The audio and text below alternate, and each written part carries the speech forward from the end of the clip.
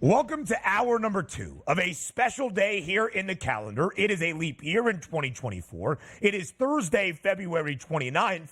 That is a leap day. It only comes around once every 4 years. We celebrate here on this Thursday on the early line. Still 2 more hours to go up until 11 a.m. Eastern time. He is Donnie right side. I am Ben Stevens. Thank you for joining us all across the SportsGrid network. That is SportsGrid. Donnie, one of the reasons we love NFL Combine Week in Indianapolis is not because of the workouts or the measurements or the interviews with the prospects expected to go early on in the 2024 NFL Draft, but because we get to hear from the movers and shakers around the National Football League, including general managers, including New York's Joe Douglas, the GM of the Jets, who was up on the podium yesterday and mentioned that Zach Wilson has earned permission from the team to seek out a trade. Thank you, Joe. That's a big bit of breaking news yesterday in Indy. Yeah, and maybe he should get the agent for Tommy Cutlets here. So maybe in the offseason he can do a couple $1,000s here, pizza shop here, pizza shop there, and have some fun with that. That should be the only phone calls that Zach Wilson is actually going to get, because why would anybody take on his contract, which is an $11 million cap hit, when you know he's going to be cut from the Jets and you can get him for the veteran minimum of $1 million per year if you want to resurrect his career at this point here. Great news for Joe Douglas here. Fantastic news for the rest of the NFL, because why? Nobody cares about Zach Wilson. He's not being traded. He will get cut. I don't think he is going to have a market to be traded to. Let's make sure we welcome in our SportsGrid radio audience here into hour number 2 of the early line on this Thursday. Sirius XM, channel 159. All of our radio terrestrial affiliates now in the fold as well. He is Donnie. I am Ben. Is there a market for Zach Wilson? I don't really think so. Could somebody offer up a 6th or 7th round draft pick and a ton of cash to New York in return? Maybe, just maybe. But again, I think Zach Wilson will be released. And they tried, Donnie. They really tried in the 3-year tenure of Zach Wilson in New York, not only as the starter in his rookie season and at times throughout year number 2, but he was supposed to sit back under Aaron Rodgers, learn from one of the greatest in the modern era in the National Football League. And when Aaron's career came to a close for Gang Green, Zach Wilson would step up and in once again as a reclamation project. Well, that time for Zach Wilson to step up and in came a lot sooner than anybody around the National Football League expected, after only 4 offensive snaps for the Jets into 2023 in the injury to Aaron Rodgers. And because they still had that belief in Zach Wilson, and because even with Aaron Rodgers not playing, they still thought he would be able to tutor Zach Wilson in those meetings and throughout the locker room, they did not make a move for another quarterback, and it ended as a disaster and really gave zero hope for Zach Wilson to be a serviceable starting quarterback with New York or any other NFL team. And I do want to take this quick moment, DRS, to address the 2021 NFL draft class, because it was one of 2 drafts that tied a record high with 5 quarterbacks taken in the first round. More than likely, we are going to see 5, maybe 6 quarterbacks taken here in the 2024 NFL draft in the opening round. Trevor Lawrence, first overall, enters year 4 in Jacksonville. Still the guy there. Maybe a few questions about the overall ceiling, but still a really good investment with that first overall pick. Zach Wilson, 2nd overall by the New York Jets. His time with the team is coming to a close. Trey Lance, number 3 overall to the San Francisco 49ers, already traded last offseason for a 4th round pick to the Dallas Cowboys. Justin Fields, the 11th overall pick of the 2021 NFL Draft, seems as though his time in Chicago is coming to an end as well. Same with Mac Jones, who was the 15th overall pick for the New England Patriots. 4 of the 5 quarterbacks taken in the opening 15 picks of the first round of the 2021 NFL Draft more than likely will not be on the respective franchise that drafted them by the time they reach year number 4 in the National Football League.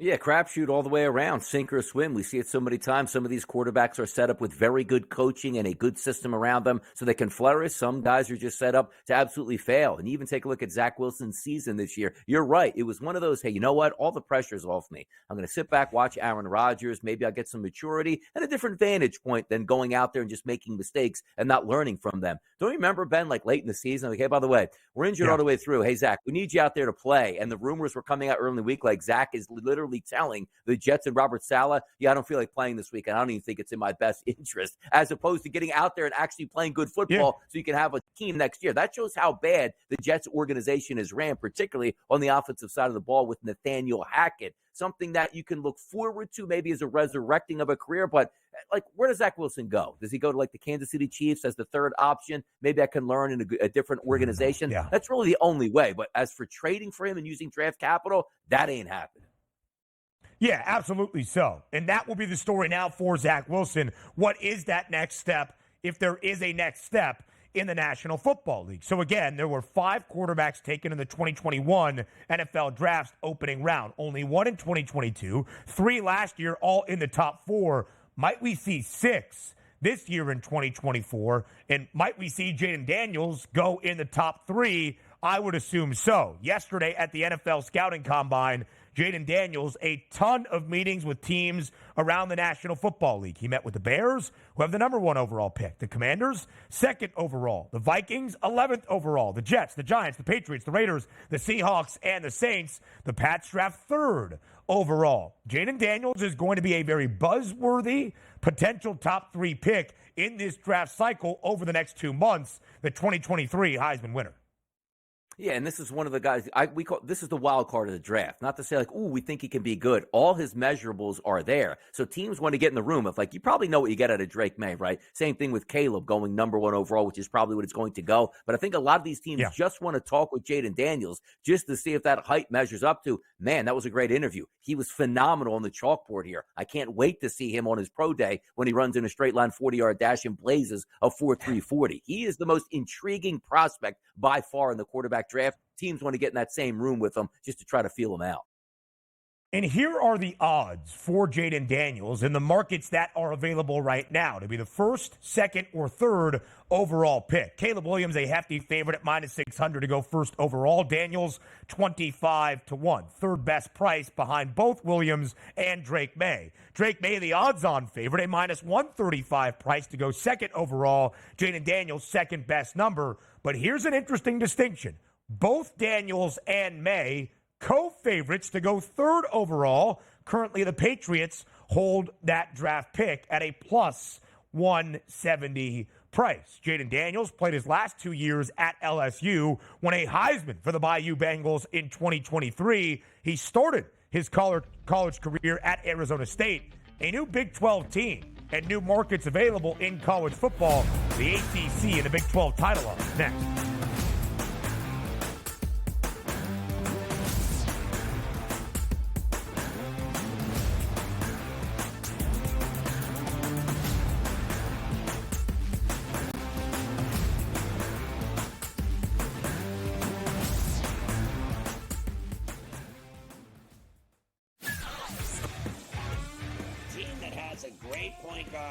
A great big that can block shots, a team that can play defense, and seniors that can put the ball in the hole. That's who you bet on.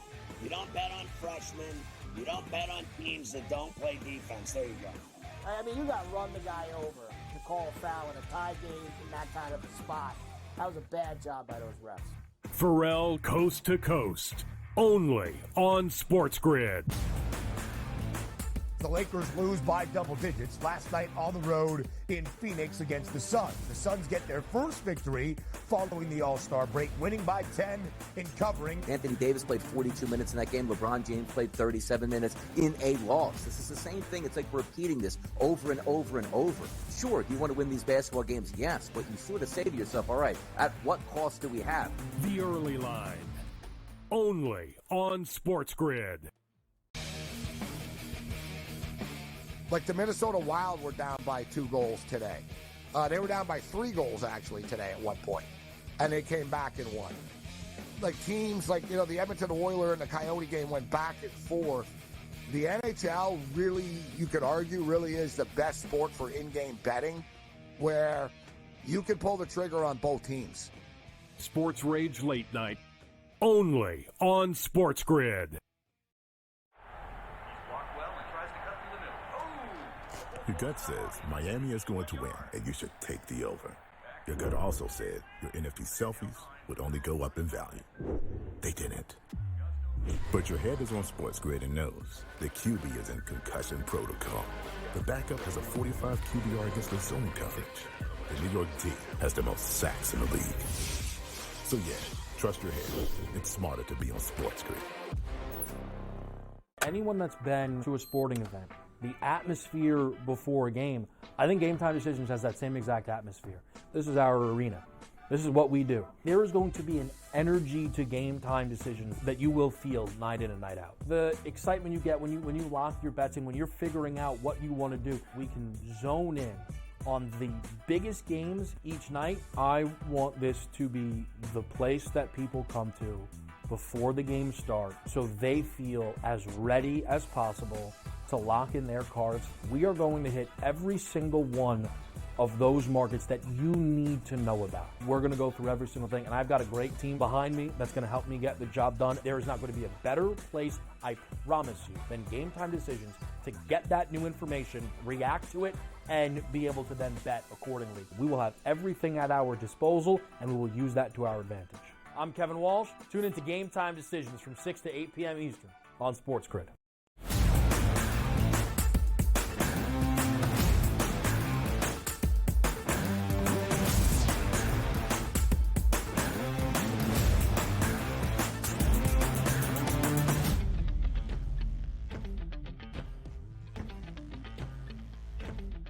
Rolling through the final day of February before we get to March Madness. It is hour number 2 of the early line. It's Donnie Rightside. It's Ben Stevens. And you might think we're talking NBA action, maybe a little more NFL action, but no, it's not even baseball action yet because we are still finding our way through the offseason here in college football and setting you up for next year. And it is very important, Ben, because when we take a look at situations around these things, well, why are we previewing other conferences here? There's more teams that make the playoffs, more teams next year that you need to know about. So the sooner that we get the information out to the people, the better here. The best part about this, we're going to start in the Big 12. Here's what I love. Do you know who's favorite at the FanDuel Sportsbook to win the Big 12 in 2024? It's Utah. Yes, you heard that correct. The same team that was in the Pac-12 last year at 5-4 and roughly in what? 6th place overall is now the favorite here, followed by Kansas State, Kansas, Arizona, and Texas Tech. And by the way, shout out the state of Kansas here, putting 2 teams in the top 3 to win the Big 12. By the way, Lance Leipold also big contract extension and rightfully deserved as well. The Big 12 next year, Ben,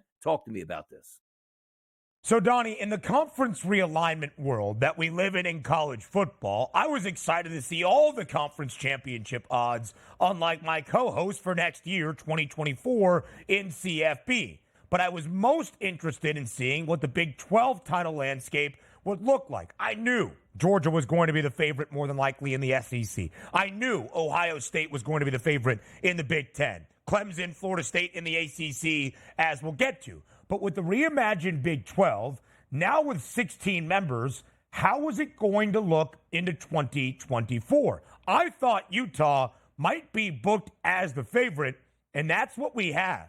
Utah at plus 340. If you've been paying attention, the Utes are a team to trifle with. Before last season, and their starting quarterback Cam Rising not playing a single game, the Utes had won 2 consecutive Pac-12 titles. Cam Rising is back for yet another year based on eligibility that runs rampant in college football. That is why Utah is booked as the favorite even in its first year in the Big 12 Conference. A big shout to the Sunflower State, as Donnie mentioned. K-State right there neck and neck, only 20 cents behind the Utes in Kansas, keeping Lance Leipold in Lawrence. Jalen Daniels returns as the quarterback for KU, one of the most dynamic players at the quarterback position, not only in this league, but all around college football. And Arizona, despite the upheaval earlier this offseason, Jed Fish who had built back the program, departing to go to Washington after Kalen DeBoer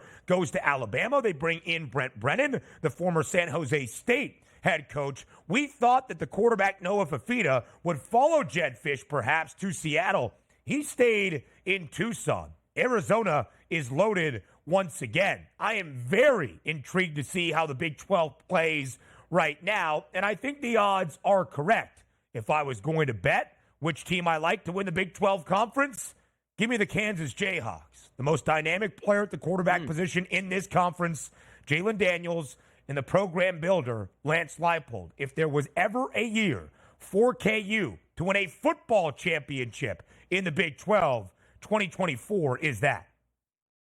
A lot of upheaval, too. You take a look at a team that was battling for a national championship just a few short years ago, TCU, at a 16-1 price. Now, we do have the expanded playoffs this year, Ben. If we keep the talk in the Big 12, is this a Power 5 conference that will get at least 2 teams into the playoff? No. Or are we looking at just the single bid here from them? I think it's a single bid league, frankly, just based on how the rankings are going to go and how we see things in the college football playoff, at least based on what the selection committee has shown us throughout its 10 years. Now, of course, a new format. They are going to earn that automatic berth as one of the Power 4 into the college football playoff, and the champion will probably get that opening round bye into the second round, the quarterfinal round of the new 12-team CFP. But I don't think a 2-loss Big 12 team will get a nod over a 2-loss Big 10 or SEC team, or maybe even a 3-loss Big 10 or SEC team. At most, it would be 2. Frankly, based on the national championship odds that we have, I think out of the Big 12, it's only 1 team, which makes winning the conference championship paramount in this league next season. Let's take a look at the ACC odds next year, and also conference realignment rears its head as you see a 55-1 price on the Cal Golden Bears in the ACC. Yes, the Atlantic Coast Conference has Cal in it, so get ready for that one to come up. But the usual suspects here, Ben, up top, that's Clemson, that's Florida State, and it's Miami, followed closely there by Louisville. We all saw what happened last year for FSU. If the playoff was 1 year later expanded, FSU gets in. This past year, they did not get in. Clemson, Florida State, Miami. Let's start at the top here, Ben, in the ACC. What are we looking at? It does not surprise me to see the co-favorites in Clemson and Florida State. Of course, FSU, maybe not all that thrilled to remain in the ACC. That's where they will be, at least for 2024. I say that we could see changes by this summer. But Florida State, at the moment, will play in the ACC in 2024. Of course, not only the devastating end of the year for the Seminoles, but there is going to be so much roster attrition for FSU, as we saw in the bowl game, and will even be furthered this year throughout 2024. But Florida State, the best price out of teams from the ACC to win a national championship, it is in the top 15 in the country. So I think Florida State should be the favorite in the ACC. Of course, they are going to lose a ton, but they bring in DJ Uyongale, as the new quarterback for Florida State. He is now in FSU. He knows the ACC. He knows the Clemson Tigers. Listen, until Dabo Swinney gives up the reins and starts to attack the transfer portal and adds to the skill positions around quarterback Cade Klubnik, I can't really trust what Clemson has done offensively based on the previous 3 seasons. I believe Florida State should have the edge. Now, you tell me, DRS, what in the world is Miami doing up there at a plus 450 price, and the Canes having a 9.5 win total entering this new season? I know Cameron Ward is now the quarterback in South Florida, but are we trusting Mario Cristobal to lead his team to an ACC championship and maybe even college football playoff contention? Look, here's what we know about Miami. Mario Cristobal can put the people in the seats. Not the fans I'm talking about. I'm talking about the players that you need to succeed. Coaching them up may be a different thing here. But Cam Ward coming over was an absolute boon here. You got a guy that can hit the ground running right away in a down ACC, which might be the difference in you winning an extra game or two that you didn't last year. But also, if we do take a look at the top, you can officially say Clemson's lost a little bit of luster of those years under, Deshaun Watson and Trevor Lawrence, but they're still a quality football team. And as we know with Florida State, straight up embarrassing. I mean, how are you going to follow a coach where the players don't even listen to him and, quite frankly, left town where he couldn't keep them together? They got embarrassed by Georgia. We'll be looking at Florida State as a 5-win football team next year. So why not the Miami Hurricanes there in South Beach taking control of the ACC and winning this, Ben? Why not is the question.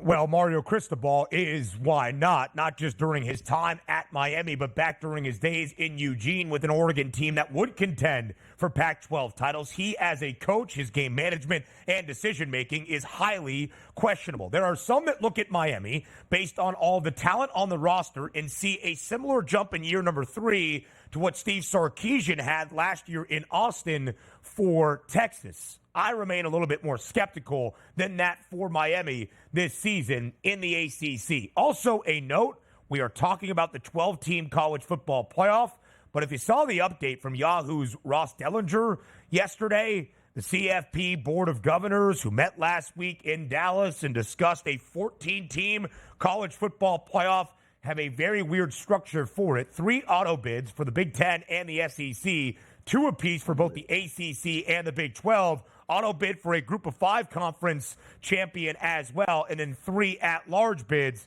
I hate it. What about you, Donnie? How about this? There's 14 teams you want in. Why don't we pick the best 14 teams? What a novel concept, Ben, that we can all agree upon. Just not the people making the right decisions, or should I say wrong decisions. The people running college football. I wish you loved the sport as much as the people that love college football, because you clearly do not. More of a football focus up next.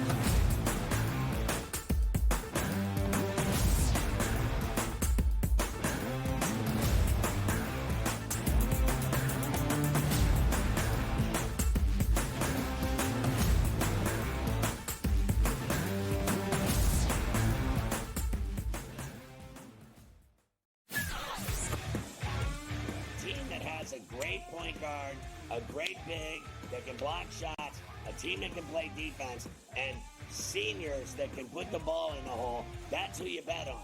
You don't bet on freshmen. You don't bet on teams that don't play defense. There you go. I mean, you got to run the guy over to call a foul in a tie game in that kind of a spot. That was a bad job by those refs. Pharrell Coast to Coast, only on SportsGrid. The Lakers lose by double digits last night on the road in Phoenix against the Suns. The Suns get their first victory following the All-Star break, winning by 10 in covering. Anthony Davis played 42 minutes in that game. LeBron James played 37 minutes in a loss. This is the same thing. It's like repeating this over and over and over. Sure, do you want to win these basketball games? Yes, but you sort of say to yourself, all right, at what cost do we have? The Early Line, only on SportsGrid. Like the Minnesota Wild were down by 2 goals today. They were down by 3 goals, actually, today at one point. And they came back and won. Like teams like, the Edmonton Oilers and the Coyote game went back and forth. The NHL really, you could argue, really is the best sport for in-game betting, where you can pull the trigger on both teams. Sports Rage Late Night, only on SportsGrid. Your gut says Miami is going to win, and you should take the over. Your gut also said your NFT selfies would only go up in value. They didn't. But your head is on SportsGrid and knows the QB is in concussion protocol. The backup has a 45 QBR against the zone coverage. The New York D has the most sacks in the league. So yeah, trust your head. It's smarter to be on SportsGrid. Anyone that's been to a sporting event, the atmosphere before a game, I think Game Time Decisions has that same exact atmosphere. This is our arena. This is what we do. There is going to be an energy to Game Time Decisions that you will feel night in and night out. The excitement you get when you lock your bets in, when you're figuring out what you want to do, we can zone in on the biggest games each night. I want this to be the place that people come to before the games start so they feel as ready as possible to lock in their cards. We are going to hit every single one of those markets that you need to know about. We're going to go through every single thing, and I've got a great team behind me that's going to help me get the job done. There is not going to be a better place, I promise you, than Game Time Decisions to get that new information, react to it, and be able to then bet accordingly. We will have everything at our disposal, and we will use that to our advantage. I'm Kevin Walsh. Tune into Game Time Decisions from 6 to 8 p.m. Eastern on SportsGrid.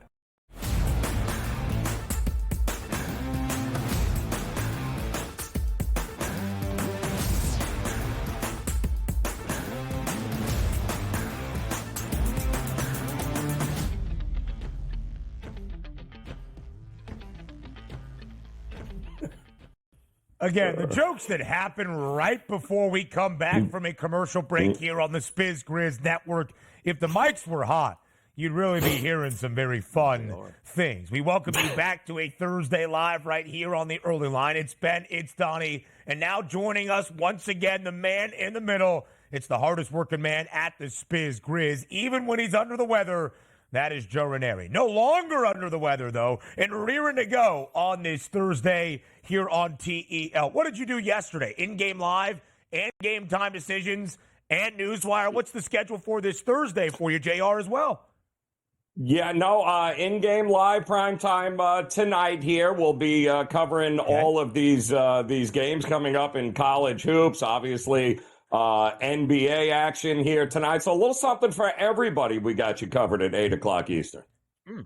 You always have us covered. That I know very, very well. So, Joe, as we start with a football focus, looking at the NFL draft and slightly beyond before we get into college hoops later this evening, you were born and raised here in the greater New York area. You know the New York Jets very well. I believe you consider yourself even a fan of Gang Green. We got the news yesterday out of Indianapolis that GM Joe Douglas of this Jets organization has given Zach Wilson permission to seek a trade.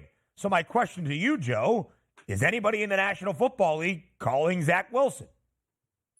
Yeah, I got to tell you, I had to take a few-minute break yesterday when this news broke. I was just floored that this announcement came down. I was really looking forward to Zach Wilson being the backup. Said absolutely no Jet fan in the history of Jet fans ever. You got to be kidding me. I don't know what took you so long, but congratulations. Good luck in trying to find that new team. But did you see some of the teams that are being given love as a possibility for him to show up there? Teams like Kansas City as a backup. Teams like the Buffalo Bills as a backup court. Are you out of your mind? Oh, I hope they line up to grab him, because they can be as miserable as Jet fans have been with the 3 years after drafting him.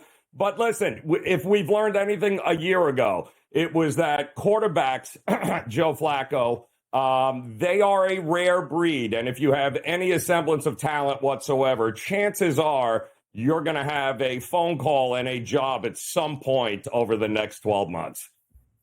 Yeah, the Edmonton Elks may be a great landing spot for Zach Wilson. So trademark. I like that. A real that. CFL team? Well, it is a real CFL team, yes. They actually changed their moniker a couple years ago, like the Washington Commanders had to do, so a little bit of problems up there. We're now the Elks here, so maybe he's going to be an Elk moving forward. Now, guys that can change the landscape of an NFL team, Joe Raineri, let's start with the draft, and that's Jaden Daniels, one of the more electric athletes we saw last year, Heisman Trophy winner. He's making his rounds around the league. So we'll start here. The odds to be the number one overall draft pick, maybe the number 2 or number 3, we'll hold off there. If we're looking at top of the leaderboard here, which means Caleb Williams number 1, maybe Daniels and May number 2, how does Jaden Daniels stack up, and maybe a good landing spot for Jaden Daniels in your mind here in the NFL draft? Well, I'm not 100% sold that Chicago's just going to take Caleb Williams. I'm not sold that they don't possibly trade down in that spot here and accumulate more picks here. I'm not and we shouldn't be sold, because if it's one thing we know from now right up until the time they get to the podium, there's going to be nothing but disinformation being thrown out there from teams about who they like, who they don't like. Let's be realistic here. But I do find it interesting with Cliff Kingsbury with Washington sitting at that number 2 spot. and his history here with Caleb Williams. Does Washington go up and get him? If Chicago sells it enough, is that really who Washington wants? Because if they let him take Caleb Williams, I think they'll be more than happy with Jaden Daniels sitting there at the number 2 spot. So when you look at Jaden Daniels right now, Joe, and where the odds are, he has the third best price at a lofty 25-1 number to go first overall. Caleb Williams, a very strong favorite, minus 1,600, almost a guarantee, but nothing is a lock when it comes to betting the NFL draft. Drake May, the second best price. Drake May is an odds-on favorite to be the second overall pick, but Jaden Daniels not all that far behind. Both Jaden Daniels and Drake May, co-favorites to go third overall at plus 170. There is uncertainty in those NFL draft odds for the top 3 quarterbacks. So who do you think is more likely to go 2, Drake May or Jaden Daniels? I think at this point, everything we're hearing and reading is that it's going to be Caleb Williams and Jaden Daniels in some order. And again, that order might be where Washington, because of the relationship with Cliff Kingsbury, you bring back Cliff Kingsbury, right? So you've got an opportunity for him to have a very high comfort level, knows everything about Caleb Williams there from USC. If he likes him and moves up and gets him, he's going to be, number one way or the other. At the least, I don't see him falling past number 2. Drake May is interesting because of his history with the Minnesota Vikings new quarterback coach there, Josh McCown. Josh actually coached him in high school. So he knows him very, very well, and we don't know what's going to happen with Kirk Cousins, do we? So Minnesota could also very well be a player to move up, whether it be in that number 3 spot. If Drake May is still available, I think Minnesota is going to be in play to maybe move up and go get themselves a quarterback, at which point, Kirk Cousins is going to be an extremely hot commodity over the next couple of months.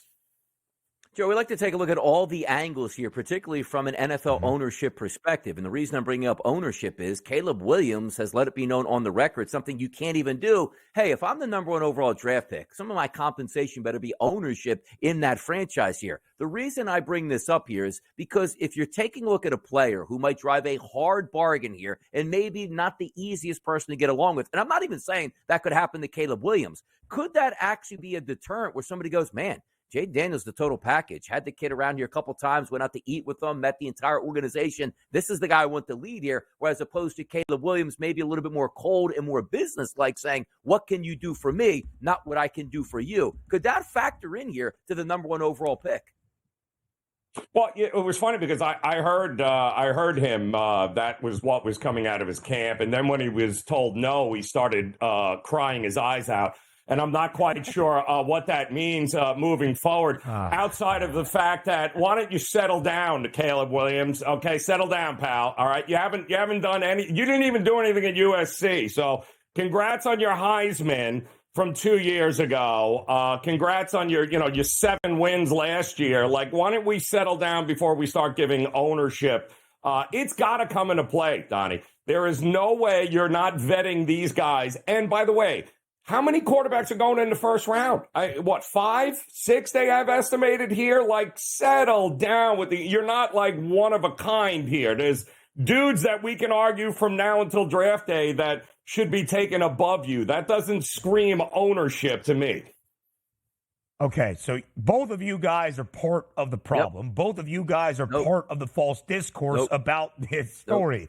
Caleb Williams himself has never inquired about ownership into a National Football League franchise. He is not represented by your ordinary agent. He is represented by business advisors in his camp, and mainly his father, Carl. As it has been reported, his dad, Carl, has asked NFL organizations a variety of things, including ownership into a franchise. That has never come from Caleb Williams. Maybe slightly in his camp, but not Caleb Williams. All of these narratives, though, do drive the NFL draft cycle in what could hinder a prospect's candidacy to be that number one overall pick. And I think it's part of the reason people do not feel Caleb Williams is the generational talent we touted him to be entering last year. That and the on-field lack of success for USC as a team in the biggest spots, just a 7-5 record in 2023. Speaking of college bringing football, me to tears, man. You're bringing me to tears. You really are. I mean, I'm just making sure here on the early line that we are stating the correct things and not allowing Donnie Rightside to run with a false narrative. We can have our doubts about Caleb Williams and his character, if so please, but we just got to get our facts straight and how we do so. Quickly here, Joe, to end out this segment as we transition to college football, the conference championship odds for next season are now out in the reimagined landscape thanks to realignment. In the SEC, Georgia is the favorite. All right, that makes sense, plus 185, but not Alabama with the second best price, not even the third best number for the Tide. Fourth best price at plus 950. Texas, Joe, second best number to win the SEC championship in its first year in the conference at 3-1. Make some sense of the SEC odds for us in this final minute. Yeah, well, a lot of question marks, right? And I do think the transfer opens up again right around April, so that'll be the next wave of craziness of who's going where and who's doing what. Listen, I think there is no doubt that Alabama, too many question marks for the first time in a very long time. No more Nick Saban. Kalen DeBoer is fantastic. Theoretically, there should not be a huge drop-off for Alabama. So Alabama, Georgia, give them their due. They're always going to be the best recruiters. But maybe this narrative around Alabama might create a little value before the season starts where folks expecting a bigger drop-off than they're going to get with Kalen DeBoer. Yeah. Texas, very easy is a tough thing. One of the easier SEC schedules in its first year. College hoops next.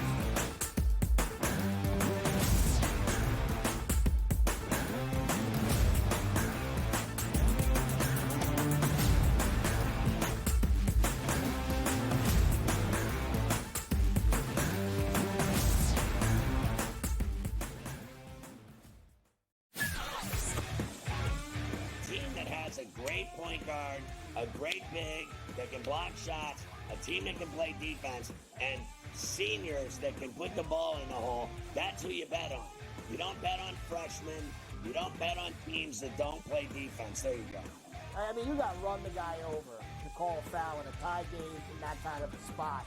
That was a bad job by those refs. Pharrell Coast to Coast, only on SportsGrid. The Lakers lose by double digits last night on the road in Phoenix against the Suns. The Suns get their first victory following the All-Star break, winning by 10 in covering. Anthony Davis played 42 minutes in that game. LeBron James played 37 minutes in a loss. This is the same thing. It's like repeating this over and over and over. Sure, do you want to win these basketball games? Yes, but you sort of say to yourself, all right, at what cost do we have? The Early Line, only on SportsGrid. Like the Minnesota Wild were down by 2 goals today. They were down by 3 goals, actually, today at one point. And they came back and won.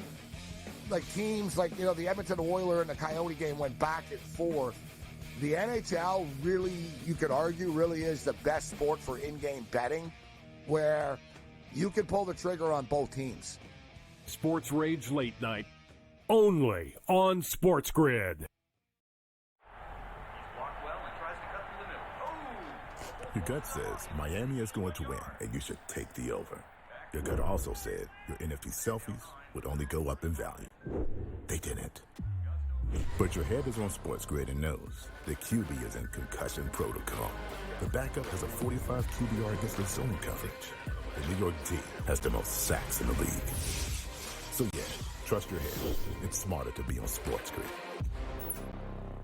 Anyone that's been to a sporting event, the atmosphere before a game, I think Game Time Decisions has that same exact atmosphere. This is our arena. This is what we do. There is going to be an energy to game time decisions that you will feel night in and night out. The excitement you get when you lock your bets in, when you're figuring out what you want to do, we can zone in on the biggest games each night. I want this to be the place that people come to before the games start so they feel as ready as possible to lock in their cards. We are going to hit every single one of those markets that you need to know about. We're going to go through every single thing, and I've got a great team behind me that's going to help me get the job done. There is not going to be a better place, I promise you, than Game Time Decisions to get that new information, react to it, and be able to then bet accordingly. We will have everything at our disposal, and we will use that to our advantage. I'm Kevin Walsh. Tune into Game Time Decisions from 6 to 8 p.m. Eastern on SportsGrid.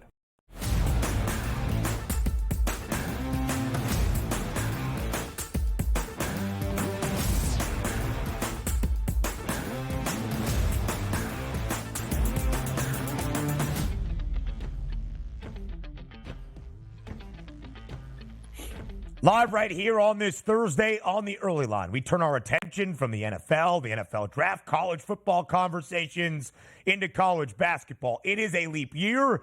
It is leap day. One final day in the month of February before we get to March tomorrow. That's when the intensity and the madness is amplified in college hoops. On the second to last night of February, what a slate it was. Joe Raineri joining us for this second consecutive segment on a Wednesday night around the country in college basketball. Certainly in the SEC. Top 15 tilt in Knoxville between 4th-ranked Tennessee, 11th-ranked Auburn, and it lived up to the billing. The Volunteers behind 39 points from Dalton Connect win 92-84.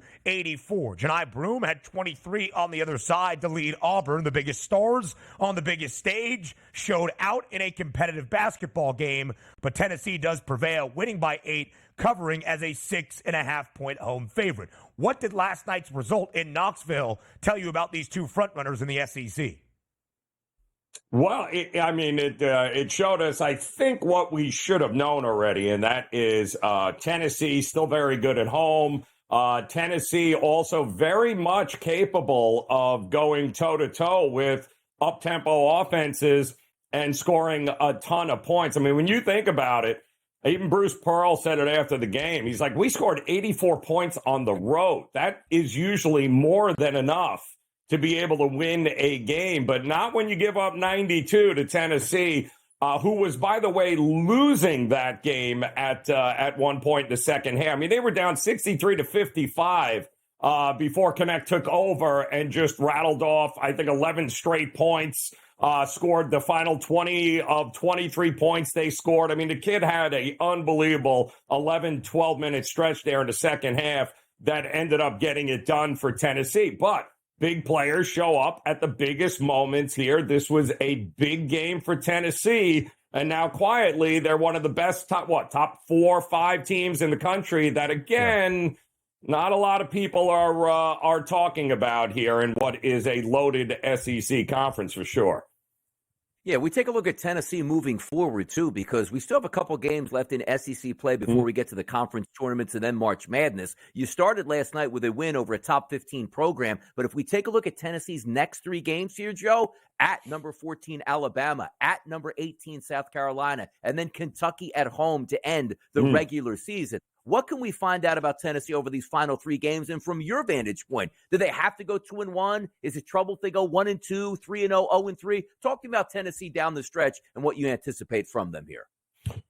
Well, I mean, listen, Tennessee's got a lot of experience on this team, right? Rick Barnes is also one of the better coaches that you would want in this spot down the stretch. Now, the problem with them right now is that they are clearly in the conversation for a number 1 seed at this particular point as they move forward. So they kind of control their own destiny here, Tennessee. It's not going to be easy, but I do think they have more than just Connect, who can show up at any particular point and win them a game down the stretch here. I always thought Tennessee was going to be a legit threat here for this year in an Elite 8, Final 4 spot, maybe even a national championship. The injury bug got them late last year.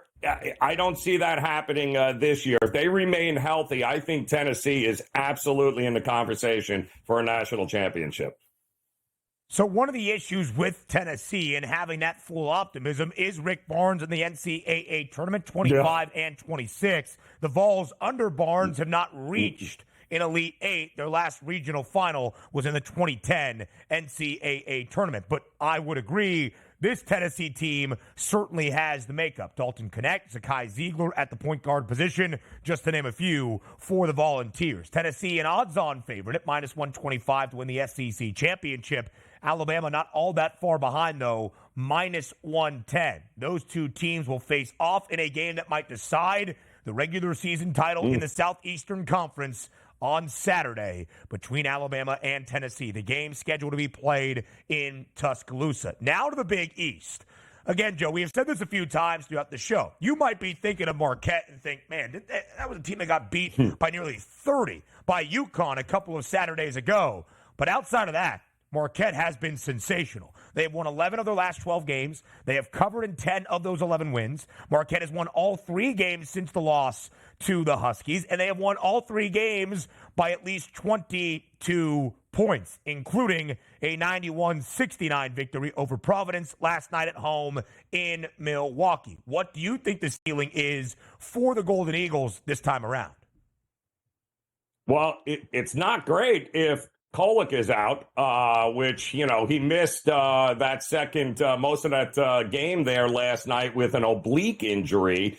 And there has not been any confirmed reports on what does that mean moving forward. I mean, Shaka Smart said after the game that he didn't know the extent of the injury. We're talking about the reigning Big East player of the year here. Now, obviously, they didn't need him to beat Providence at home. I mean, it was 24-4 to start the game, and then that was all she wrote.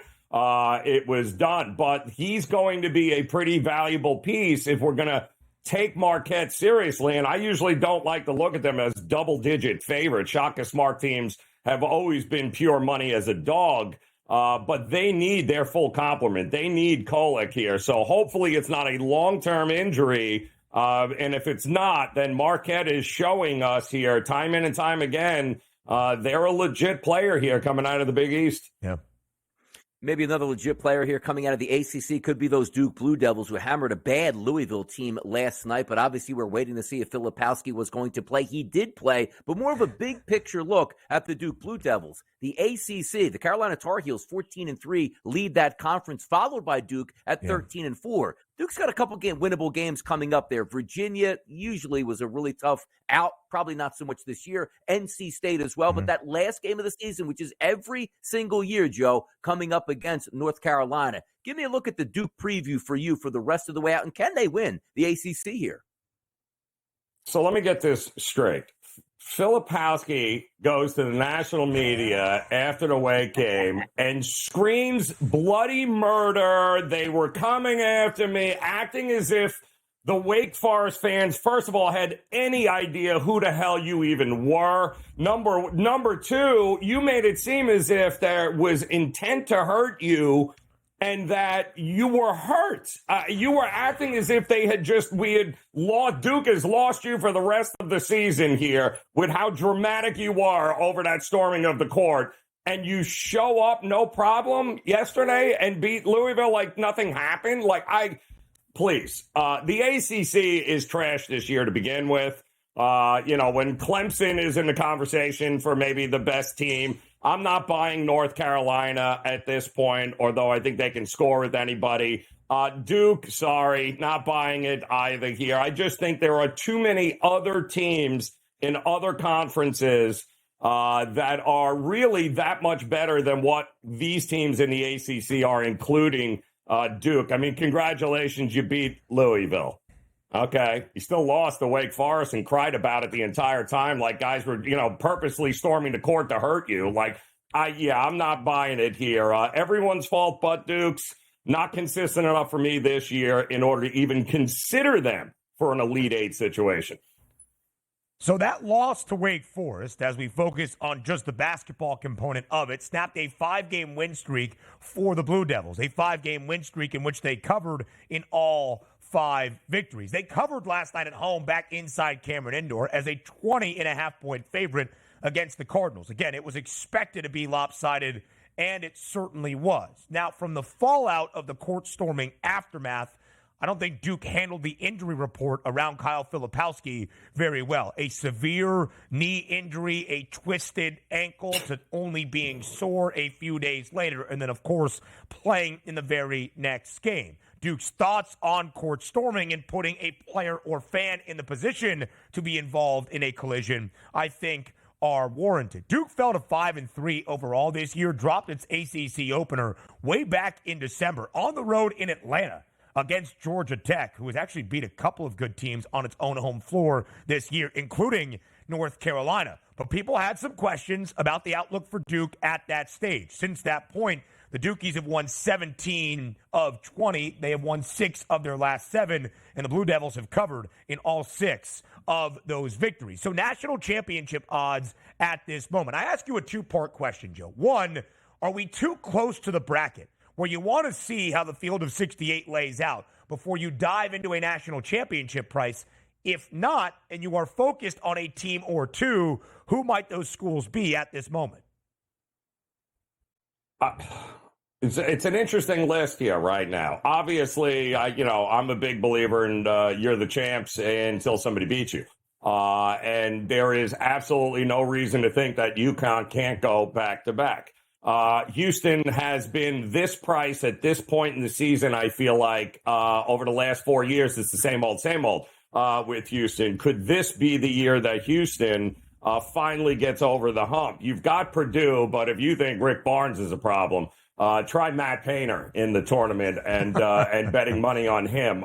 You got to be kidding me. But we just talked about Tennessee, right? Marquette. I really think the national champion is coming from that left side there, from that UConn, Houston, Purdue, Arizona, Tennessee. I think Arizona is absolutely the most mind-numbing team because of the amount of talent, their size, their athleticism, their shooting. Caleb, they have how they have lost games this year the way they have is absolutely mind-numbing. Yeah. But it may not matter if they don't lose another game, will it? And we should not be shocked. The only thing I'm shocked about with Arizona is that they're that high a price. That is entirely too much talent for a team that has a legit chance of going toe-to-toe with anybody on that list there. So I think that left side there, Tennessee, Arizona, Purdue, Houston, UConn, one of those is going to be a national champion.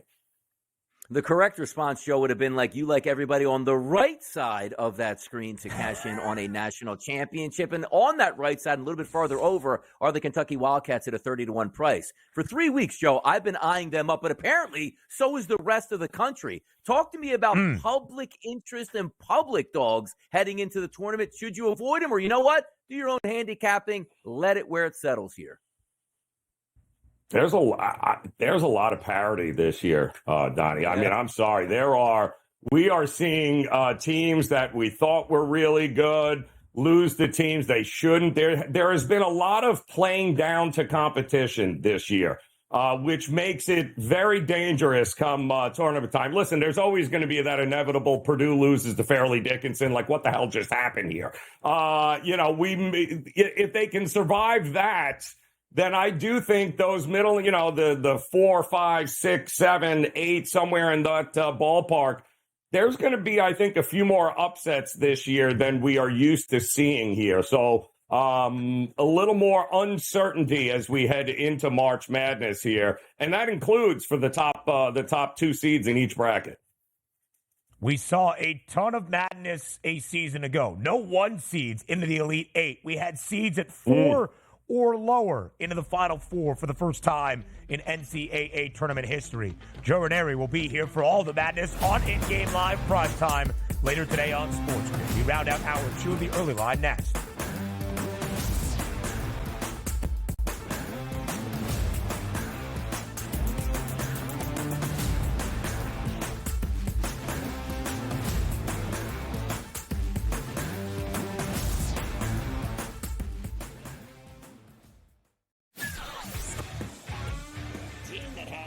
great point guard, a great big that can block shots, a team that can play defense, and seniors that can put the ball in the hole. That's who you bet on. You don't bet on freshmen. You don't bet on teams that don't play defense. There you go. I mean, you got to run the guy over to call a foul in a tie game in that kind of a spot. That was a bad job by those refs. Pharrell Coast to Coast, only on SportsGrid. The Lakers lose by double digits last night on the road in Phoenix against the Suns. The Suns get their first victory following the All-Star break, winning by 10 in covering. Anthony Davis played 42 minutes in that game. LeBron James played 37 minutes in a loss. This is the same thing. It's like repeating this over and over and over. Sure, do you want to win these basketball games? Yes, but you sort of say to yourself, all right, at what cost do we have? The Early Line, only on SportsGrid. Like the Minnesota Wild were down by 2 goals today. They were down by 3 goals actually today at one point, and they came back and won. Like teams like, the Edmonton Oilers and the Coyote game went back and forth. The NHL really, you could argue, really is the best sport for in-game betting, where you can pull the trigger on both teams. Sports Rage Late Night, only on SportsGrid. Your gut says Miami is going to win, and you should take the over. Your gut also said your NFT selfies would only go up in value. They didn't. But your head is on SportsGrid and knows the QB is in concussion protocol. The backup has a 45 QBR against the zone coverage. The New York D has the most sacks in the league. So yeah, trust your head. It's smarter to be on SportsGrid. Anyone that's been to a sporting event, the atmosphere before a game, I think Game Time Decisions has that same exact atmosphere. This is our arena.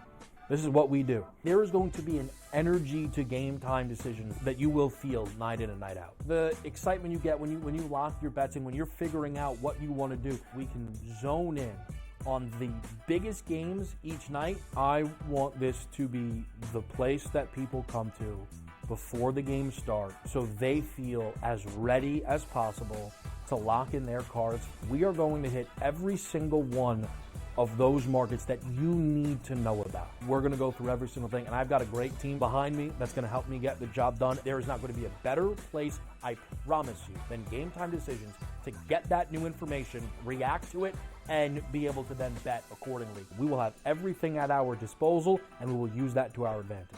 I'm Kevin Walsh. Tune into Game Time Decisions from 6 to 8 p.m. Eastern on SportsGrid.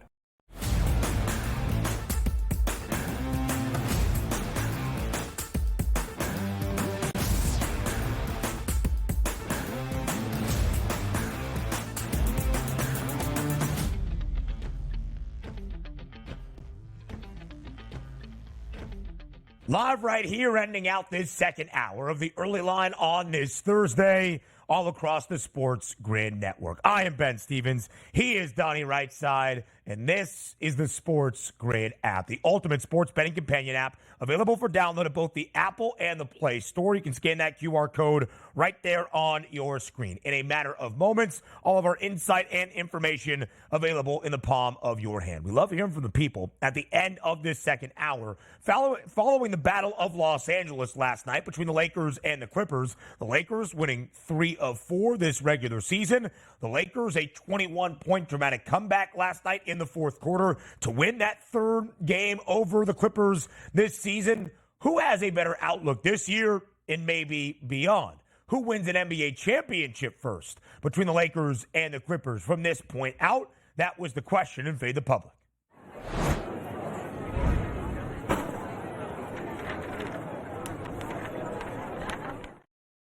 At SportsGrid TV on Twitter, Clippers or Lakers? Who wins an NBA title first? The Clippers have about 59% of the vote. The Lakers a little bit shy of 41%. Donnie Rightside, are you fading the public?